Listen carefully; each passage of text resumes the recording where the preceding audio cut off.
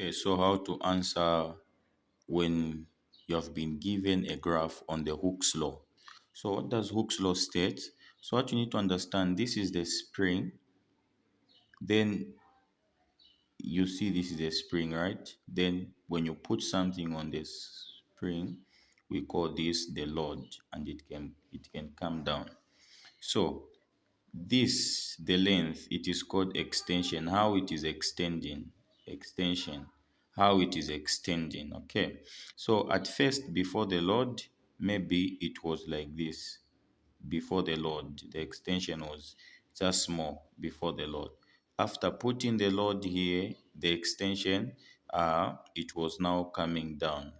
Okay, so what does Hooke's law states? So Hooke's law states that for the extension of the loaded spring is directly proportional to each load.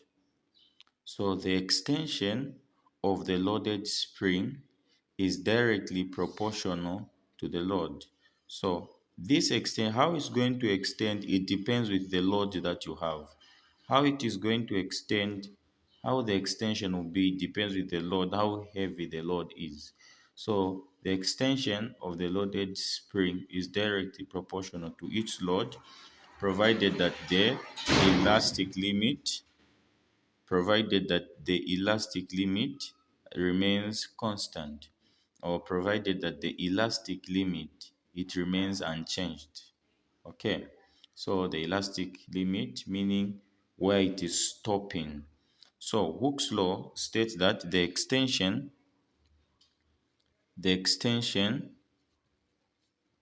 of the loaded spring is directly proportional to each load, provided that the elastic limit remains unchanged. Okay, so this is the Hooke's law. So how can you fill in this box? How can you finish when you have been given something like this under Hooke's law? So you need to know that this is force, this is mass, this is the reading, this is applied force, and this is extension. Okay, so you know that force is equals to mass times acceleration, right? And acceleration due to gravity, it is what? 10. Acceleration due to gravity, it is 10 newtons per kgs. Then when you want to find the force that is here, you have the mass, the data here. You have mass 0, you have the mass is 0.02, 0.04, 0.06, you have 0.08, and you have what? 1. So you can find the force by getting the readings of mass. So how are you going to find it? You say force is equals to, what is the first mass? 0 times 10, which is the acceleration due to gravity is 10 on Earth. So our force will be equals to 0. So the first force was 0, which is this one.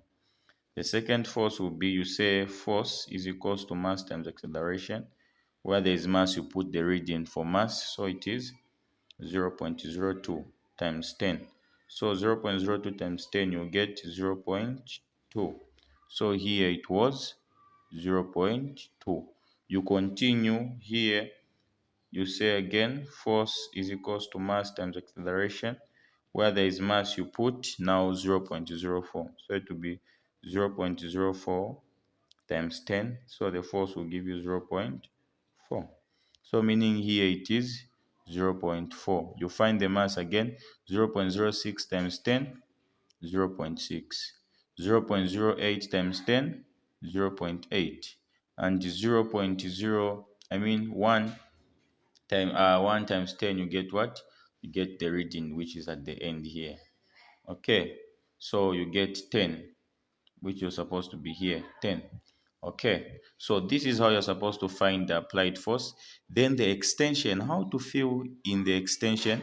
This is the reading before any error or before any elastic limit. So you will use this one for everything here. So, all right, so how to find the extension now? You say you subtract everything from the original one here. So the original is always the first value that you have been given. So this first one, it is the original. So how are you going to find the reading for these missing values? You subtract everything from the original. So you say 10 minus 10, you get 0. Okay. Then 12 minus the original, you get 2. 14 minus the original, you get, the original is 10. So 14 minus 10, you get 4.